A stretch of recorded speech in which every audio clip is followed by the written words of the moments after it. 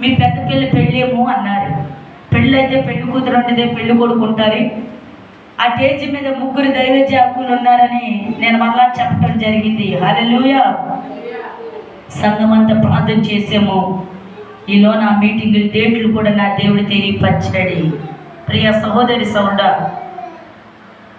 ఇది మా అమ్మాయి పెళ్ళి అయిన కారణం నేను మీటింగులు పెట్టడం లేదు. ఎందుకంటే ఈ చెక్కపల్లి ప్రాంగణంలో ఫస్ట్ మీటింగ్లు ఎవరు అంటే మన సహవాసమే. హల్లెలూయా.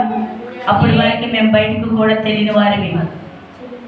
అలాంటిది ఇక మేము మా పిల్లలు పెళ్ళి అయిన తర్వాత మీటింగులు ఆగిపోయే వరకు మాకు మీటింగుల గురించి తెలియదని చాలామంది వేళనిగా చూడటం. మీకు మీటింగులు కూడా పెడతారా? ఒక వ్యక్తి మీకు దైవజనులు తెలుసా? హల్లెలూయా. చుట్టుపక్కల దైవ సేవకులు పరిచయం లేని వారంటే లేరండి. దేవుని స్తోత్రం. హల్లెలూయా. నేను ఒకటే అన్నాను, నాకు అసలు మీటింగ్ పెట్టాలని ఉద్దేశం లేదు. నా దగ్గర చిల్లి కావలేదు. నేను ప్రార్థన చేశాను. ప్రభు మాట్లాడుచున్నాడు, నీవెక్కడైతే ఏడుస్తూ వచ్చావో అదే గ్రామంలో నువ్వు సభలు ఏర్పరిచే అన్నారు. నాకు చాలా ఆశ్చర్యం అనిపించింది. ప్రభువా, నేను ఎలా సాధ్యం ఇది అని ప్రార్థన చేశాను. ఇది ఎలా సాధ్యము? నీ కృప లేకుండా నేను ఉండలేనయ్యా అని నేను ప్రార్థన చేస్తున్నాను. మరలా దేవుడు మాట్లాడుచున్నాడు, నువ్వు మీటింగ్ మాత్రమే పెట్టడం కాదు కానీ 5 దినాలు ఉపవాస ప్రార్థనలో ఉండు, ఏమీ తినవద్దు. హల్లెలూయా. ఒక లెక్కటి చేస్తానని దేవుడు ఆ వాగ్దానం కూడా చేశాడు, ఏమీ తినవద్దు.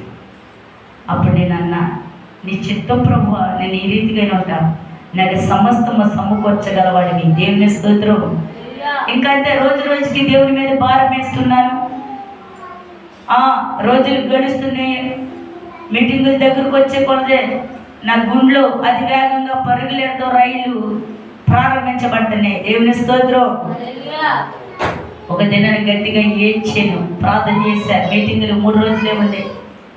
ప్రభువా, మీటింగులు చూస్తే 3 రోజులే ఉండే, నాకు చాలా వేదన అనిపిస్తుంది అని నేను ఏడుస్తూ ఆ బలిపీఠం దగ్గర నా దేవుని పాదాలు పట్టుకొని నేను ఎక్కెక్కి ఏడుస్తూ అడిగా, నీ చిత్తమైతే ఈ కార్యం చేయి అని ప్రార్థన చేసి ఆమెనంటగానే నా ఫోన్లకి 20,000 రూపాయలు నా ప్రభు స్పాన్సర్ చేసినట్లుగా దేవుడు అద్భుతం చేశాడు. హల్లెలూయా.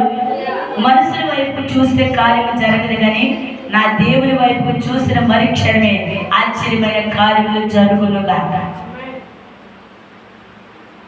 నాకు మగపిల్లలు ఎవరు లేరు అక్కడ పరిచయం చేయడానికి.